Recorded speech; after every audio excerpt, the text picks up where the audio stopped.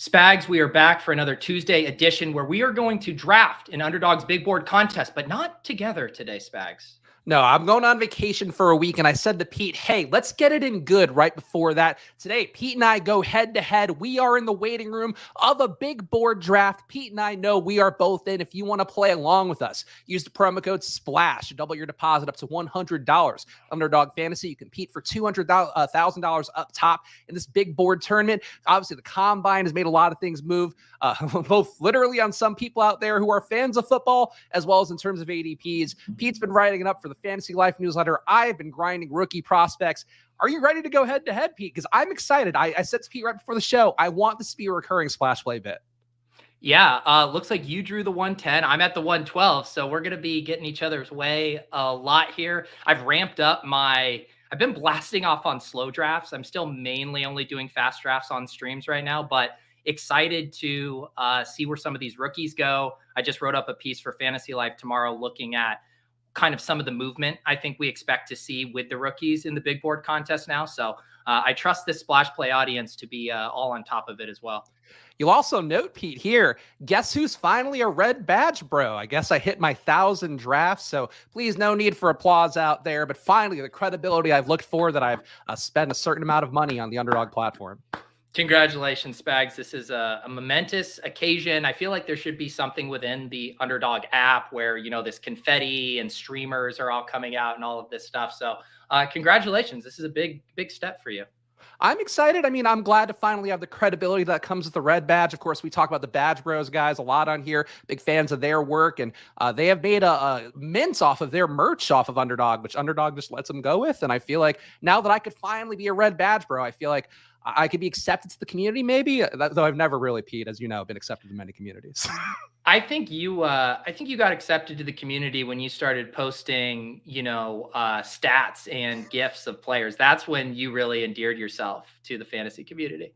I'll tell you what, though, I got sick of it right away because after the Combine stuff, the RAS scores, everybody posting those and not really knowing what they mean, not really knowing how to connect it to data, kind of drove me insane. And this room we are in, Pete, is pissing yellow right away.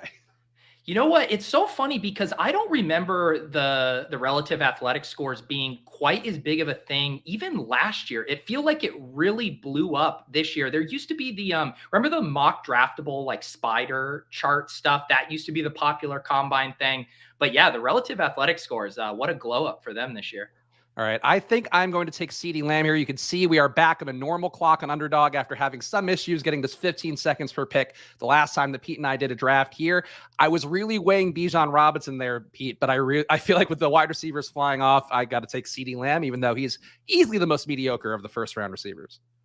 Yeah, I'm gonna go ahead and play with fire. I'm gonna get buried by an avalanche. I'm not passing up on Eckler at 110. I'm not gonna reach for Jalen Waddle. I just deciding, do I want JT with Eckler or Bijan with Eckler? Two combinations that aren't very popular or not popular, but just unable to get in most draft rooms. Yeah, Eckler was hyped up by the Chargers GM, was actually catching up on some Combine content, talking about him, actually talking about a guy that we thought might be a cap casualty, Keenan Allen, being a key part of what the Chargers are going to try to do this year. And it does seem like Bijan Robinson's still on the board. I do like him as a pick, but relative to this room, I think Jalen Waddle is one of my favorite players in really any situation. So I'm going to reach for him a little bit here and grab. And a nice room here, a lot of red badge bros and some questions. Is red really 1K? I thought red was 500 and black was 1,000. It's the other way around. Black is the first one you get.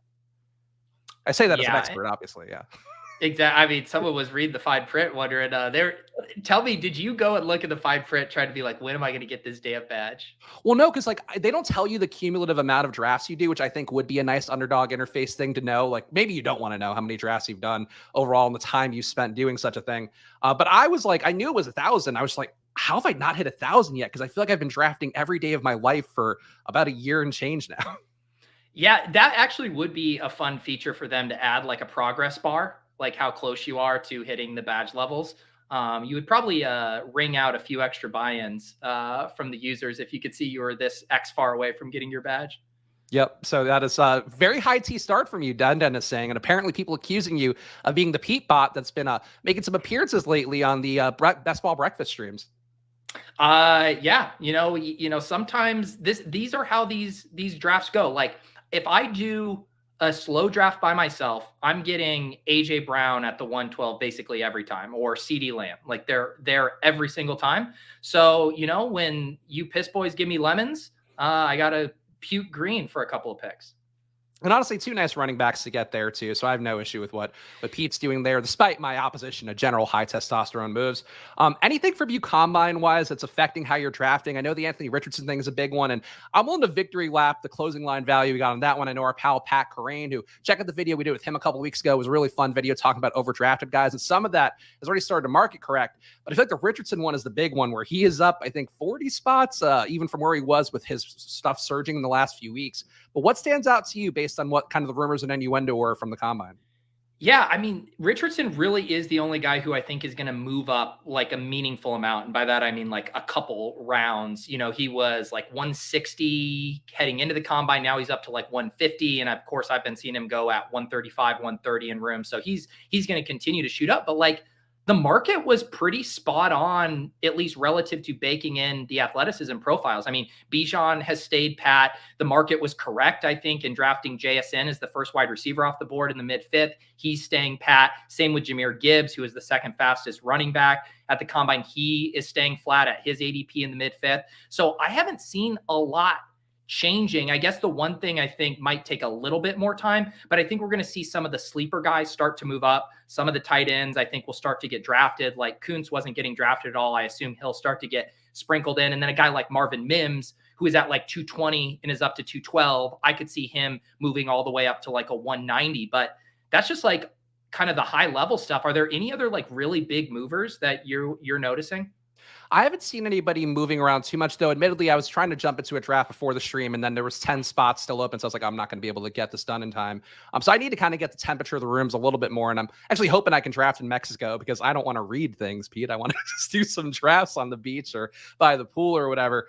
So I'm hoping to really get a feel on it for the next few weeks. But Kyle pointing out a guy I think is kind of interesting because I'd written off Chase Brown. He graded out as an elite athlete, also a really big volume guy playing in college, I believe, at Illinois. Some guys like that. Matt Landers, I think, is not even available on the big board. He ran a 4.3 and is also 6'4". So like some guys like that, I think will be more interesting in future tournaments. But I think that's where some of the stuff kind of frustrates me with what we were talking about with the random, the RAS stuff with the athletic grades and all that, is that people miss that like athletic grades matter a ton. Like the Anthony Richardson stuff matters a ton. But I think what matters more is like production combined with the athletic scores. And I think that's where people miss it is like, we've seen countless times elite athletes go into the combine and they didn't produce in college. And they don't produce in the pros because the production is 75% of what matters the most. Yeah, no, I mean, that makes sense. And it's all puzzle pieces. And it's just wondering how much was stuff already baked into some of these profiles. And you don't want to double count stuff here either. All right, let's see what you're going to do. I hate the spot. I don't love Ramondre. I think he's going to get some touches stolen by Pierre Strong this year. Don't really want to reach for receivers. I'm going to go Tony Pollard, getting the franchise tag. I feel like that gives him some security. A lot of rumors, including in the Fantasy Life newsletter that Pete wrote up, talking about Ezekiel Elliott maybe being cut. So I'm willing to go there. I was going to go so high testosterone. I was going to take one of Pollard or Stevenson, whichever one fell to me. That didn't happen. I will finally grab a wide receiver in Mike Williams and also going to take Justin Fields here at my quarterback. Oh, I like Justin Fields. Yeah, Burrow doesn't make the most sense if you don't have either of the Bengals receivers. So I think that's a pretty good move I would support. I like Christian Watson more than all these guys, which feels like a reach. I am not buying DeAndre Hopkins. I know some recent rumors. Yeah. So recent rumors tying him to the Patriots, I guess, is like a pure target hound guy. Maybe that makes some sense with some of the targets vacated by Jacoby Myers, likely not coming back, maybe Devontae Parker as well. I'm not a big fan of his. And I think you're paying the boomer tax for Hopkins. So at least Watson's young, right? Yeah. I guess I don't want to be fully out on Hopkins, but I would feel like we should be getting a little bit of an uncertainty discount right now. Like you said, like the Patriots aren't some slam dunk landing spot for him. I mean, like you said, you can make the case Jacoby leaves, he becomes this target monster, but it's not like it's going to be a prolific passing offense. The Giants have been a team that have been tossed around a little bit for DeAndre Hopkins too.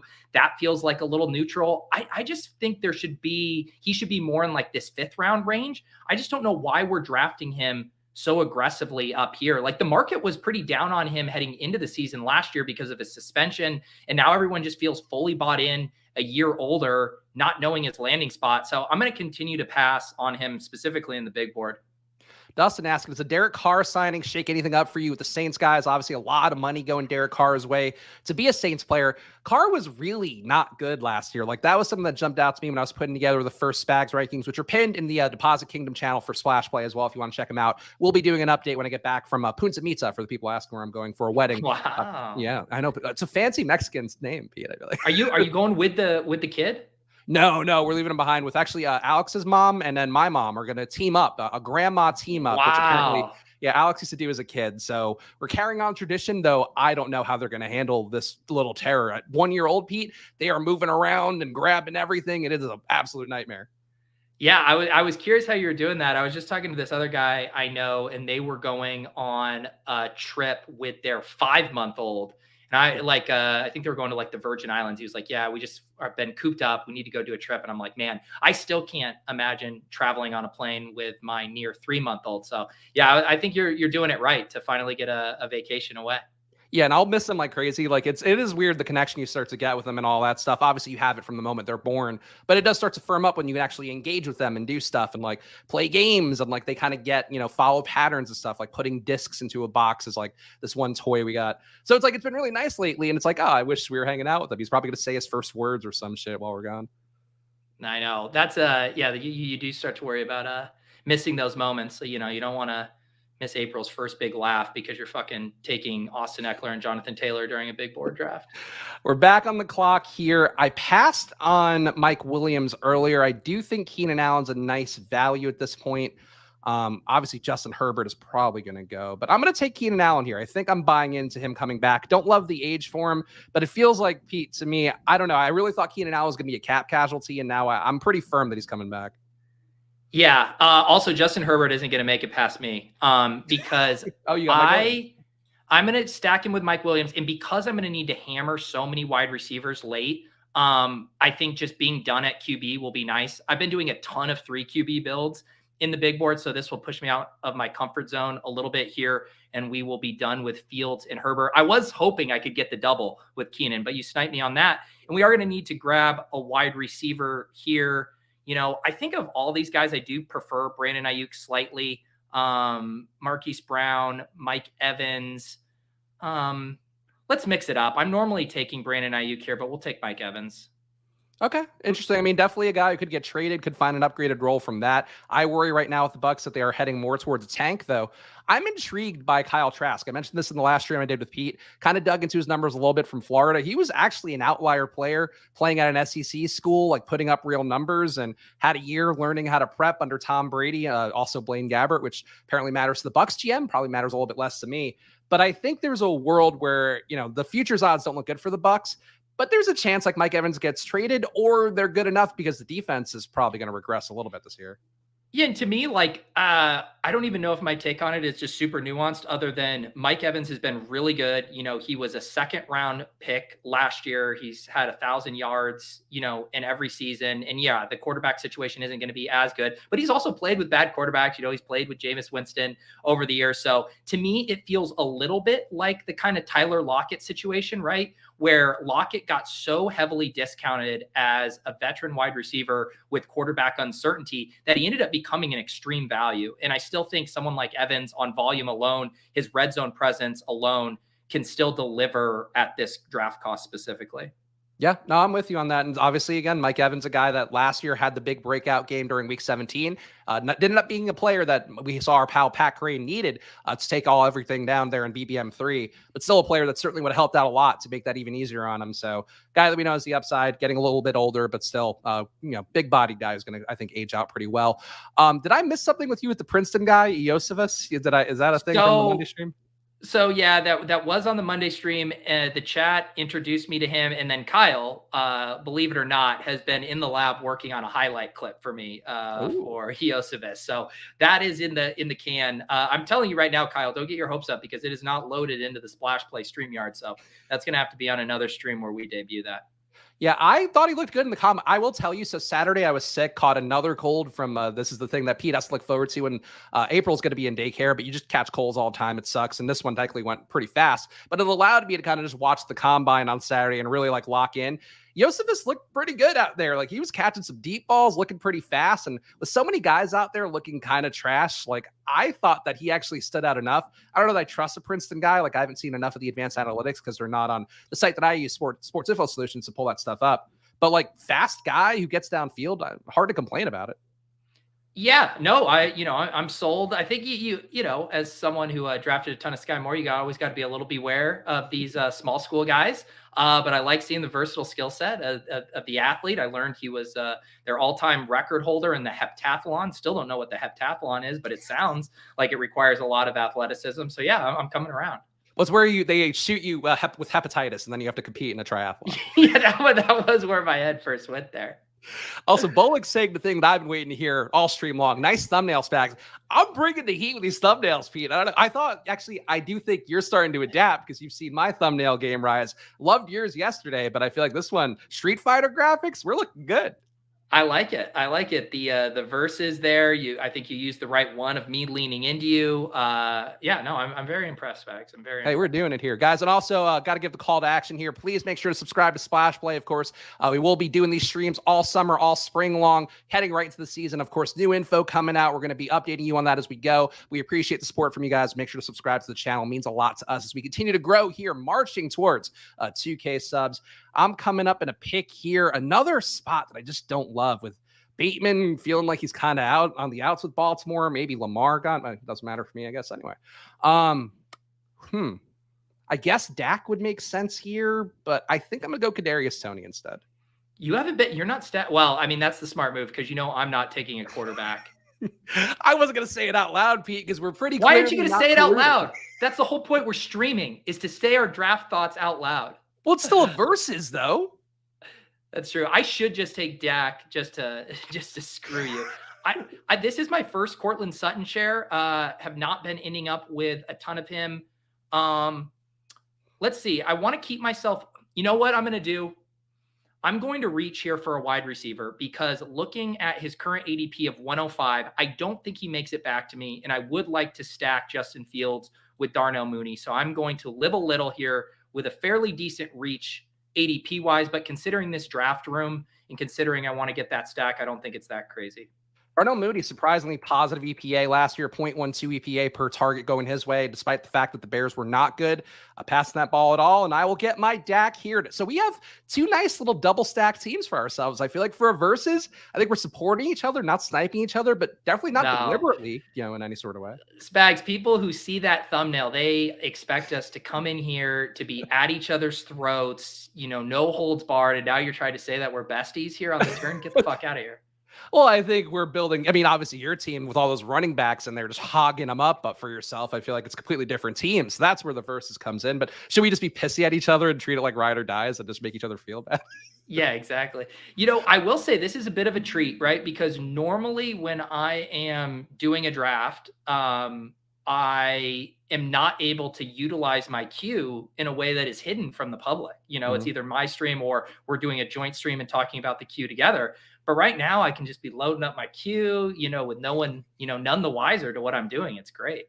I'm glad we could have a nice, fun time here post combine. I think, honestly, the combine I don't know that I've ever seen that much engagement. And we talked about the RAS thumbnails. I think to tie back to that previous point, I think the shareable graphics from that really is what made that jump up more this year. But I do think I have not seen this much enthusiasm around this offseason. The NFL every year, obviously it's pretty big, but I think drafting relative to this stuff, the rookie sophomores drafts fill pretty fast as well. It feels like people are locked in earlier than ever and they're really enthusiastic about A, bashing all the receivers and then B, kind of enjoying these prospects. Yeah, no, we've been talking about it both with the rise of best ball, just the overall interest in the NFL and the combine. And every year the interest gets more and more ratcheted up. I think I've mentioned this before, but I think the schedule release party this year is going to be even more insane than it's ever been because we're going to care about this schedule so much more. Obviously, all the week 17 stuff has contributed to that. I feel like that's going to be a tentpole event that's on par with the combine, by the time we roll around to this year when they release it in May. Well, I know for you'll be preparing the week 17 is the only week that matters video the second that, if not before, you'll have the baseline of it and then you'll add in the stuff for the schedules. I'm excited to see what, where the conversation ebbs and flows this year. Have a couple video ideas that I want to work on, but a lot of those concepts I think are going to be table stakes this year. Like in the same way heading into this past year, like just understanding structural drafting, maybe that gave you an edge 2 years ago. Like the year when Hertzik won it with a hyper fragile build, and not a lot of people were employing that, and it gave you an edge. Now those builds are just table stakes, and then we were moving on to optimizing for the playoffs. So it'll be fun to see where the edge hunters are heading this year, and excited to figure it out on the fly. And some guys definitely can fall. I think draft wise, like Jalen Hyatt, a guy that I know Hayden was talking about on the Underdog Fantasy channel, another great place to prep. Talk about Jalen Hyatt maybe fall into the second round. So that's interesting. Tua here feels pretty nice though with my Jalen Waddle. So I'm going him 2 QBs. Yeah, that works for sure. I think see what the dog pound does. What's the updated take on Jalen Hyatt after the combine? So I think he graded out a little bit smaller than people would like, and they kind of want to ding him anyway because Tennessee is a very gimmicky offense. But I have no issue with him. Like, he's still crazy fast. Like, he does what he's supposed to. He's just probably not going to get the first round draft capital, or it might be tough for him to get the first round draft capital. Yeah, I'm going to keep doing my dusty old veterans build, although Pat Freiermuth is just a second-year tight end. I think, again, because I'm going to want to go so heavy at wide receiver, opening myself up to just a 2 tight end build works. I think I can maybe pull that off with Freiermuth. And then I am going to go ahead and get my double stack with Herbert. Palmer's really the only other guy that's viable, I think, for kind of double stacking Herbert right now. So we'll lock that one up. I still feel kind of thin at receiver right now, so I actually might take the reach on Jalen Hyatt here. I like A.J. Dillon in the spot. Jamal Williams, I do think will come back to Detroit, but I think Hyatt's got enough upside, and I think he can give me some spike weeks. And frankly, with CeeDee Lamb as my wide receiver 1, I think we need some spike weeks from somewhere else. That's not a reach. That's the value hound there. 6 picks past ADP. Well, I think it's going to be a reach, I guess, with where his ADP is going to be. Oh, you think he's right, dropping? Yeah. I think he's dropping pretty fast. Yeah, I mean, what was your overall take? Everyone agreed JSN had an awesome combine. Everyone agreed that, Jordan Addison had a really bad one. What was your overall take on like Quentin Johnson? Was it like neutral for you? I thought he looked good out there. Like, I thought he confirmed my priors in terms of just looking kind of the part when he was doing some of those drills. Would have been nice to see his 40 time, and that does give you concern anytime that these guys didn't actually run the drills that you're expecting them to crush. Like Sean Tucker, people have been drafting really high in Underdog, and I was like, played at Syracuse, didn't play a lot of great teams, and just like kind of a volume guy. I think some of those guys revealed their weaknesses by not running that stuff. I think for Johnston, he's probably waiting for his pro day in the hopes that maybe he can get to 4.4 range. But if he's like a 4.55, 4.6 guy, like he does lose a little bit of appeal. I still am buying in though, because like I think the numbers matter the most. And he missed tackles at a high rate, caught deep balls at a high rate. Like I think that's what matters the most. The combine stuff would just be nice to have to kind of really make you feel comfortable with it. Yeah. And I do feel like a little validated in that my take heading into the combine and heading into the draft was that the wide receivers were a little overvalued, in that kind of all the running back flyers in the deep class were either properly or slightly undervalued because they were all so cheap. And then you do look like where people are drafting Jordan Addison. I mean, you can get even right now, and I'm sure his ADP will change a bit, but like Gabe Davis, Deontay Johnson, Rashad Bateman, all of those guys were going after Jordan Addison. And I think I prefer all of them to Addison, especially with how he performed at the combine. I still like Addison. I just think a lot of these guys are they need a specific team fit and a specific, like guy to draw attention away. Like if you bring Addison into Houston and he's going to be your wide receiver 1, I think that's a huge mistake. Whereas if you bring Smith and Jigba into Houston and he's your wide receiver 1 and you pair him with Stroud or maybe even Richardson, like I think that starts to make more sense. So I don't know. Like I think JSN's probably the only guy who's situation proof because he's going to come in and get you 7 to 10 targets, I think, from day one. And also like his fellow receivers at Ohio State were talking him up. Like Garrett Wilson said, yeah, me and Olave used to be like, JSN's the best receiver in the group. And we tell him that all the time. And it's like, that kind of matters. Like, I think the fact that he crushed his drills also matters. But like maybe Quentin Johnston can fit anywhere. I'm a little bit spooked on Quentin Johnston, not all the way to like not draft him, but JSN to me feels like the one guy you could kind of lock in. Yeah, I feel really good about JSN, and I'm not going to chase JSN into the 4th round of these drafts, but I will happily click him in the 5th, pretty much anytime, assuming my structure allows for it. Did you see the KJ Osborne thing this week, by the way, of him like saving the guy out of I feel like these story, and I'm sure there's a psychological, phenomenon for it, but it feels like these stories pop up like all the time. Like it was who was the guy? It was Peyton Hillis. Like Peyton Mhm. Hillis was in the hospital for a while because he like saved someone in like a drowning incident or whatever. And like all these guys find themselves in these like superhero scenarios at an alarming rate. I wonder if that's just like the volume of athletes that go through the NFL and then they're athletic and maybe there's a little bit of like a hero complex to it. So it all comes together and it feels like there's one every offseason, if not 1 to 5. Yeah. It's just like, I mean, the cynical part of you is just like, are these guys just, seeking these things out? Just knowing, I mean, I'm going out of my way to draft KJ Osborne after this story. I mean, talking about a good PR move. Did you happen to see Adam Thielen, by the way, doing some of the combine stuff? Like he was apparently the NFL plus like broadcaster or whatever. I mean, we couldn't find someone more athletic for that. Well, they just had like current players in there, and I thought it was interesting. Let me make a pick here. I don't think Dalton Schultz is back in Dallas, so I'm not going to take him. These running backs are pretty dusty, but I guess I'll take a flyer on Jamal, given that I only have one running back at this point, and Jamal That can is the walk into guy anything. I have not clicked, but I don't hate it. Okay, so I was going to take Cole Kmet if he fell and just keep stacking up my Bears stuff. Khalil Herbert went, so I'm going to do the same thing and reach here because I do not think Chase Claypool is going to come back to me just based on how these wide receivers and where I pick next. So I'm going to get my double stack with Fields, with Claypool and Darnell Mooney, and then I am going to start to need to add some running backs. So I will add the speedster Devin Achane here. Devin Achane did test well, small-bodied guy. Definitely some positive juju for Zach Charbonnet, which, by the way, that is his name, Charbonnet. He confirmed that, so we can officially call him that. I wish he were on the board right now. Kayshon Boutte, dead to the world, I think, right now. This is a tough spot. Dubs, Hodgins. I don't mind Hodgins. Ugh, this feels like a reach. Hate Gibson, hate Zeke, hate Tucker. I think we can throw the word reach out as it pertains to wide receivers in this draft. That is also fair. But I only have 2 running backs. I got to start taking running backs at some point. Is this true? Bullock says you're taking Jamal because he was also broadcasting at the combine. So here's the thing. I quote unquote watched the combine from via Twitter. Were you actually watching the combine broadcast, it sounds like? So yeah, I was actually watching NFL Network and like soaking it all in and following Twitter on my phone too. But yeah, I watched it all. Didn't watch the NFL Plus stuff, but they had like the football players come in then and like do in studio. But I didn't see Jamal Williams. I'm not affected by that. I was affected by a snapback sports performance. That's where I really fell in love with Jamal. Deep cut. What was did Adam Thielen? I don't know if I've ever heard him do broadcasting. Was he entertaining or interesting?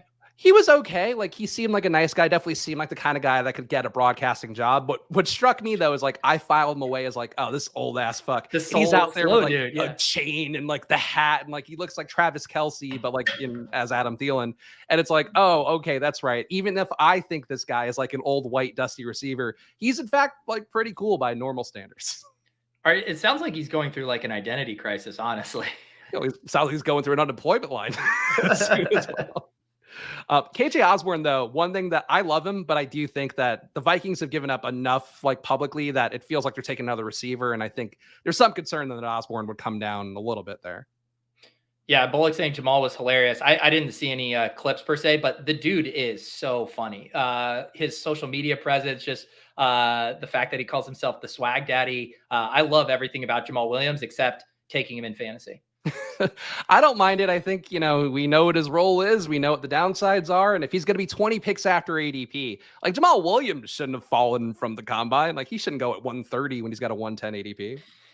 It's so like the thing with Jamal Williams, right, is you're having to ask yourself how much of last year's touchdown production are you paying for when you draft him at his current ADP? He's not that expensive where you got him. And if you extrapolate a leap for the Lions offense, you can see him running it back, what he did last year, where he's their goal line back. We know they're never going to overtax DeAndre Swift. Still, I'm just like, I feel like he should be more of like a 14th round pick instead of an 11th rounder. And I know that's like picking nits ultimately, but I still feel like you're paying a past production premium there. Yeah, I think that's fair. And Willis pointing out you have to hope he resigns with the Lions. That's a thing too. There have been some other innuendos out there linking him to the Panthers because Deuce Staley, I guess, is a coach there. I think our guy Nick actually said that in chat at one point.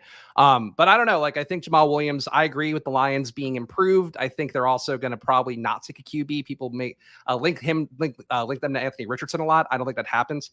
So I think Jamal Williams, the fact they don't like DeAndre Swift, and there have been reports about it, there's a way for Williams to get there. He's not going to get 17 touchdowns again, but if he gives me 12 or 10, I probably am not mad at it. Yeah. Yeah, I definitely buy that. And Hodgins, I'm also in on of some of the reports out there. Daniel Jones, basically the Giants' #1 priority, which I think should tell you guys out there who really love Saquon Barkley, like they don't give a shit. Like they'll lose Saquon and not be mad about it. I'm on the clock though. I think Tucker is not a bad value at this point, but I'm going to take Madison because I think he will land somewhere decent and probably Minnesota as a Dalvin replacement. The board is definitely getting very gross here as far as wide receivers go. I hate these tight ends here too. Well, Taysom and Higbee. I'll probably take, so you think Sean Tucker's a nice value here? I think he's good enough. Like he, apparently was a track star, though him not running the 40, is he that much of a track star? But at this point, he's an okay value because people got him so much higher, a couple of weeks ago. Yeah, I think at this point with my running back room, obviously I'm going to be using Eckler and Taylor scores most weeks. So I might as well just take like the biggest possible swings. Like I was thinking about taking Damian Harris there. I think he could land somewhere if he leaves and, score 10 plus touchdowns again. But some of those spots now are evaporating, right? Like one of the Damian Harris spots that people would talk about were the Raiders letting Jacobs go and then signing Damian Harris to be their goal line back. So I don't know how many more outs Damian Harris has. So I'll grab Tucker, and then I took Michael Mayer too, as just giving myself some more upside tight end action there.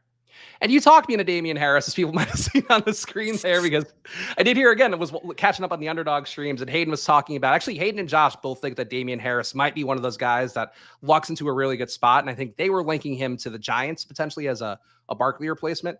I guess Dable overlapped with him a little bit at Alabama, and that's something that might be there. But I think Harris is one of those guys, like if you accept the fact that a lot of these second tier running backs like Harris, I guess Antonio Gibson, who I don't like that much, some of these guys are going to just be like Latavius Murray. They're going to go somewhere and just kind of luck into a role. And I think Harris, in terms of just a pure runner who comes from a Belichick coaching tree, like there's probably a lot of guys in the league who like him enough to maybe give him a job if they lose their current running back. We got breaking news here. The Ravens have placed the non-exclusive franchise tag on Lamar Jackson. The tag is worth $32.416 million. He's permitted to sign an offer sheet with another team, and then Baltimore can match and decide whether to keep or trade him. So I actually love how this is playing out from like an NFL drama standpoint, because the Ravens are basically saying, we are sick of trying to negotiate with Lamar. Someone else go and do the work. You figure out the deal with Lamar or whatever. And then if you do it, then we'll decide if we want to. It actually seems like a really nice spot for the Ravens to be in, short of them have already gotten a deal done. So that's like what the NBA does with their restricted free agents. It's like you basically go out, you can get an offer from anybody, and then they'll match it basically and make you come back basically. And a lot of teams then will do some kind of poison pill thing where the contract escalates at a certain level and then the team might not want to match it. The risk of it though is that last year or last offseason, DeAndre Ayton wanted to sign with the Pacers, got like a big deal from them. The Suns basically let him do that, then matched it right away, and he had to come back. And he's kind of been down this year and definitely caused some grousing in the locker room. And Lamar, the team's already maybe not in the best situation with them right now. So that could blow up in their face, even though, if he gets the money, like he's going to get the money and he's got to play. Do you know how the mechanics, and maybe one of our wizards in the chat know how the 2 first-round pick compensation works? Like, is that any 2 first-round picks, whether how far out that may be? Like, because obviously certain teams have those picks. Some teams have traded those away, but could still potentially make the money side of it work. Do you know how that shakes out? My thought is that it's their immediate next 2. So I guess theoretically there could be negotiation in that, but no, I that was my assumption. But if anybody wants to correct us here, I know we probably have some cap experts in the chat. Please feel free to let us know, because I think it's supposed to be your next 2 first rounders, though. I don't know how that works if you have 2 in this draft coming up. And that's the other thing too, right? Like not all first round picks are created equal. Like if you're talking about a team who, might have a top 10 pick, versus a team who might, be a Super Bowl contender, although Lamar should meaningfully turn a team around regardless. All right, I'm going Roshan here. I need some rookie upside. Roshan, big bodied guy, tested to be a big bodied guy, one of few big bodied running backs at the combine. And Pete, you are up. Yeah, I'm going to try to get a little bit more youth here at wide receiver. I'm going to take Khalil Shakur. And you know what?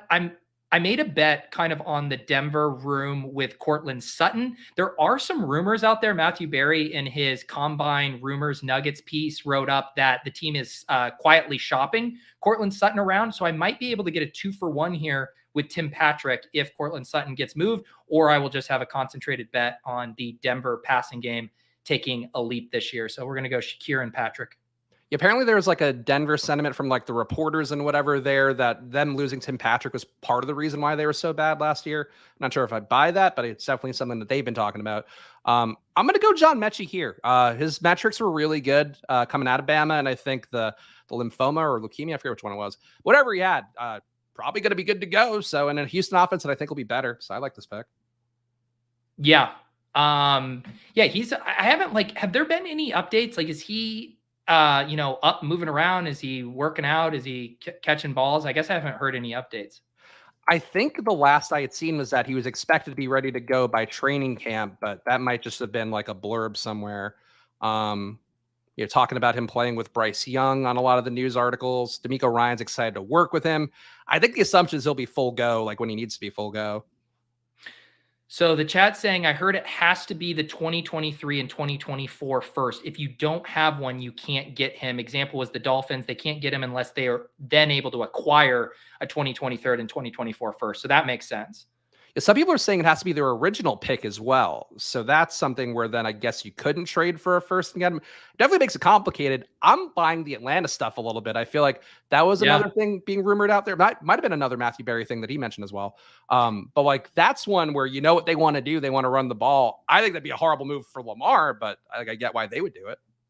I mean, you want to talk about if we could just get Arthur Smith out of there, and you're giving us an offense with Lamar Jackson, Drake London, Kyle Pitts, and Tyler Algier. I mean, that would be one of the funnest offenses in football on the turf in the weakest division in football. Ooh. It's going to bum me out if they win the South this year after I really dug my heels and it said they were going to win the NFC South this year. And they were live to do it. They were in the hunt until Tom Brady just kind of ran away with it, as you might expect. But like they have the tools to be good next year. It's just a matter of can Arthur Smith get out of his own way?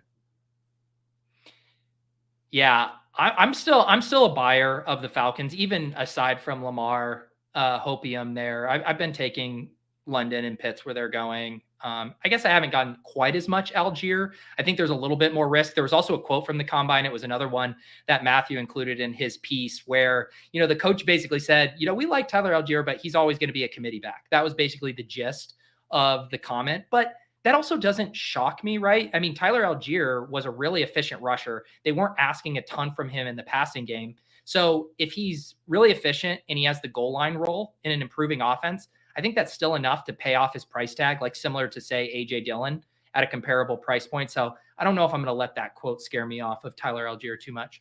And Algier, too, again, high missed tackle rate, as I talked about a bunch, 0.31 EPA per pass target going his way. So, like, he was better in the pass game than people realize. It's obvious that they're not going to go with him and give him 25 touches a game, but I think he could still be the lead back getting 15 to 20. And this NFL, like 15 to 20 in an offense that wants to really run it. Like, I don't care. Give the other 10 to Caleb Huntley, and it'll suck when he vultures a little bit here. But like, that's the risk you got to take with almost any running back these days. Yeah. All right, Spags, let's check in on your team here. So I wanted to mention Willis was surprised at that last turn that you didn't take Michael Gallup, which I do think would have made sense at his price for your stack with Dak. I thought it would have been an okay move to take Gallup there. I just worry a lot about them bringing somebody in. And as I was kind of working through it, my logic is I really don't want to invest in a Schottenheimer and Mike McCarthy offense that much. Like, I'm happy to take Dak, one receiver, Tony Pollard, like guys are going to be focal points for the second target, for the third target, for like Jake Ferguson, or if they bring somebody else in at tight end. I don't know that those guys are going to get there. Like, I think this team is going to try to establish it really hard. And It's just going to be a completely different team than Kellen Moore. And like, you can't feed that many mouths, I think, based on what these guys have done historically. Yeah. Yeah. I guess it's just like, I'm trying not to make too many decisions based on like, specifically for wide receivers, where I'm trying to anticipate like what the team is going to do in the draft and stuff. Because I mean, Jalen Tolbert on the Cowboys alone is like a very good example of a guy that they, drafted to theoretically take over that role or be a big part. And then the guy just completely flopped. So I don't know. I also have heard quotes though, too, about Jerry Jones wanting to make a splash in free agency. Like, doesn't DeAndre Hopkins seem like the most Jerry Jones type of ad? They couldn't afford him though, I don't think. Who knows? At this point, like you see what the Saints did to be able to give fucking Derek Carr 100 million guaranteed. I just assume these guys can Houdini their way into any contract.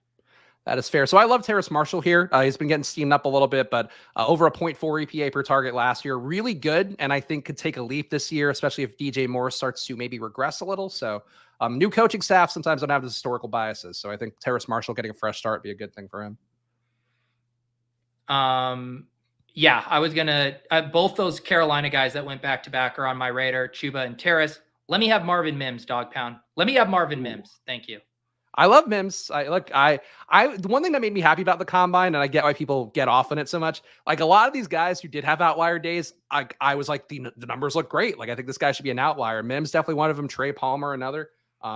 Nice pick by you taking Mims, and McBride. I don't mind either, even though he did not.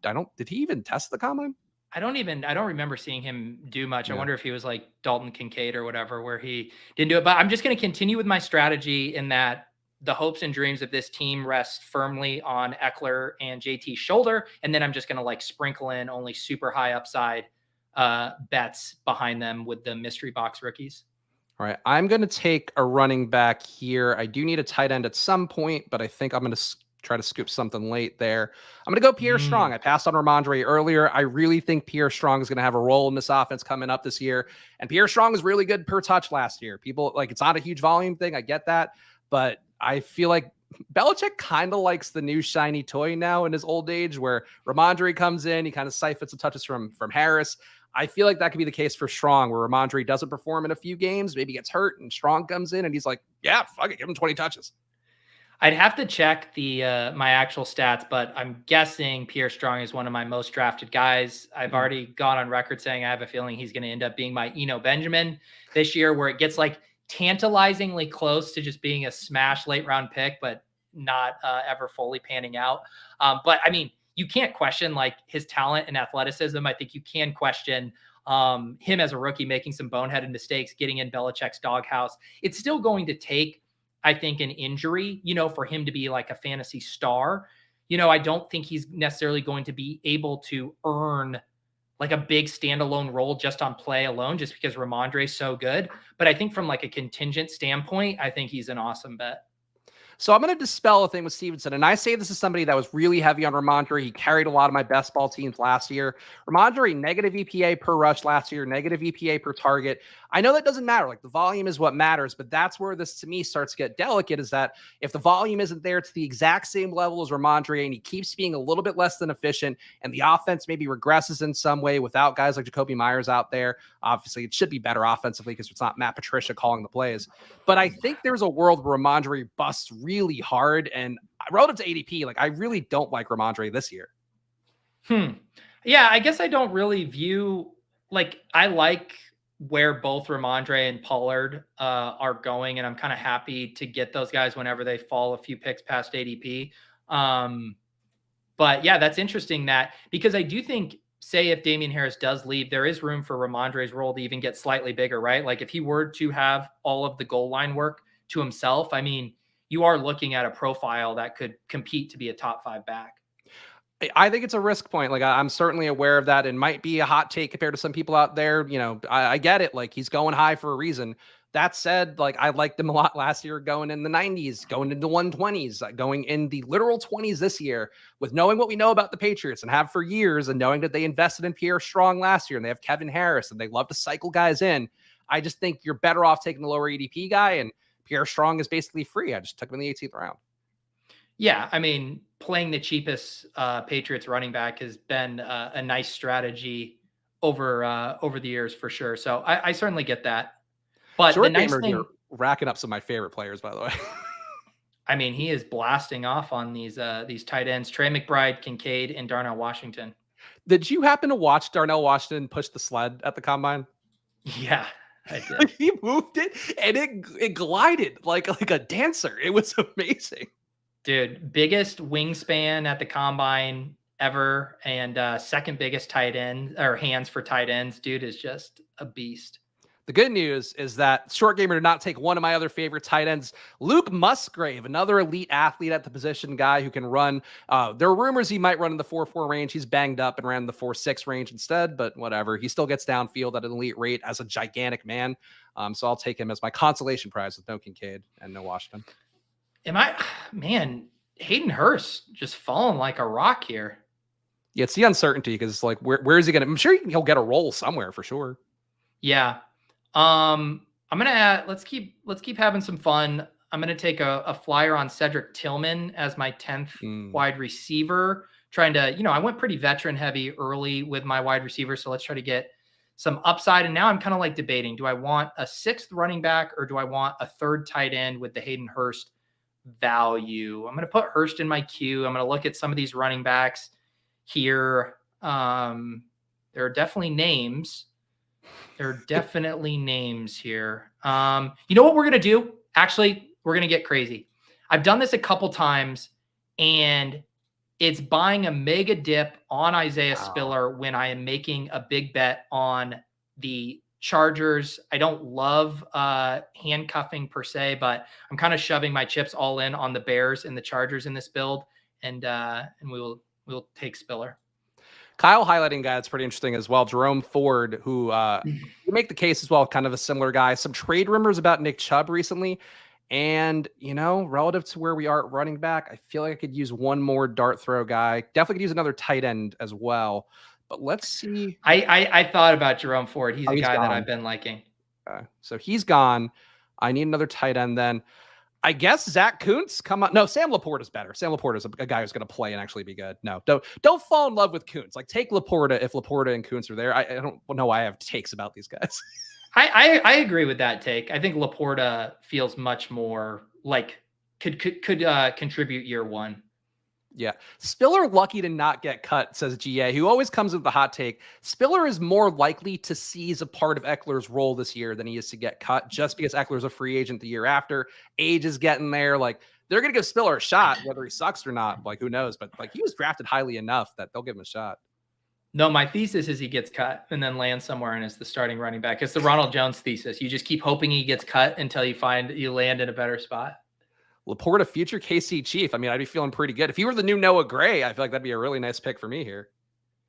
Another little report as we are sifting through the Lamar fallout. Diana Rossini from ESPN says the Falcons will not be pursuing quarterback Lamar Jackson. So we'll always have those 10 minutes where we, got excited imagining it. He looked great in the jersey. And then we all grew up watching Mike Vick, enjoying that. So I think it'd be nice to have that back in the world, but I guess maybe Desmond Ridder. Are they going to stick with Desmond Ridder? I kind of feel like they are.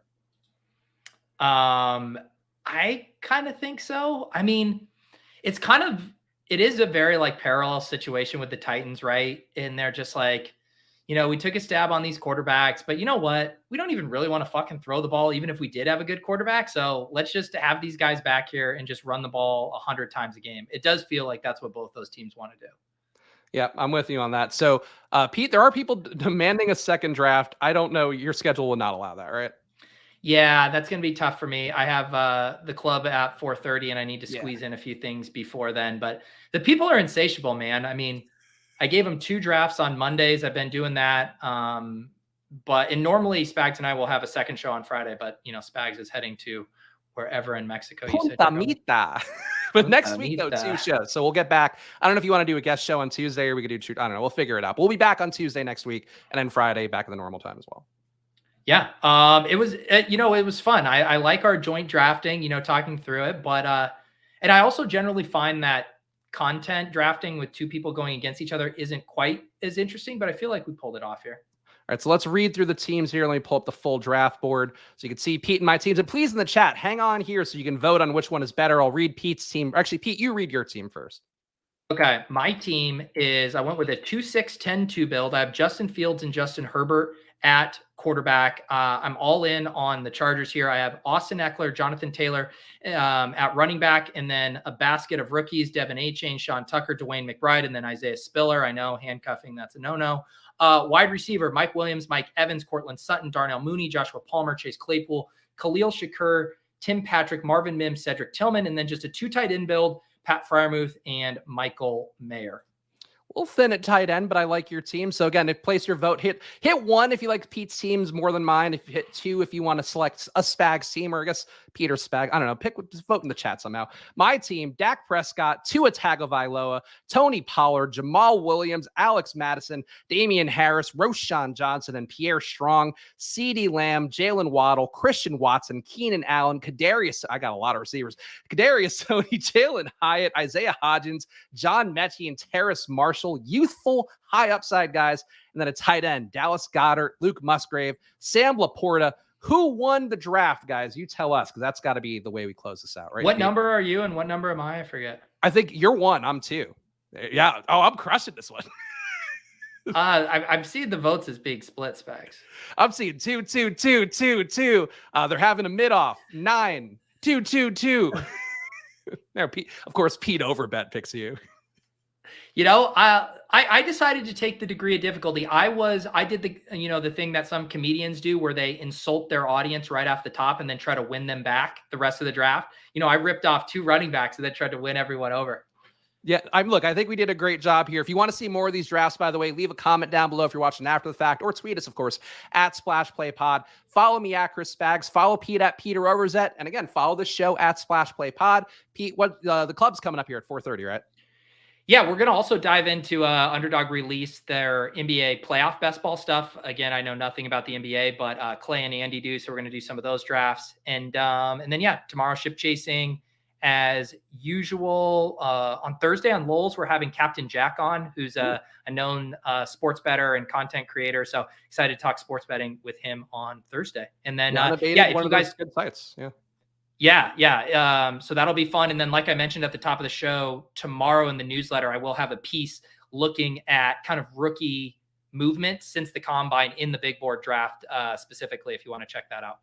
Of course, don't forget to subscribe here, guys. And I actually should plug the FO 100 comes out tomorrow, which is our guy, Mike Tanier, went to the combine, went to the Senior Bowl, did his reporting, did his due diligence. He basically breaks down profiles of every actual player. Then we also do a fantasy 40 that includes the guys who are going to be the most relevant fantasy-wise. It's going to be a premium FO Plus product this year. So get it at footballoutsiders.com/subscribe. Would really help us out right now during the lean off seasons to get some love there. So check it out if you really want to wrap your head around this off-season process. And of course, again, subscribe, please. Help us hit 2K subs. It's what we're going for here. It's what we're striving for every single week. Anything else for you, Pete?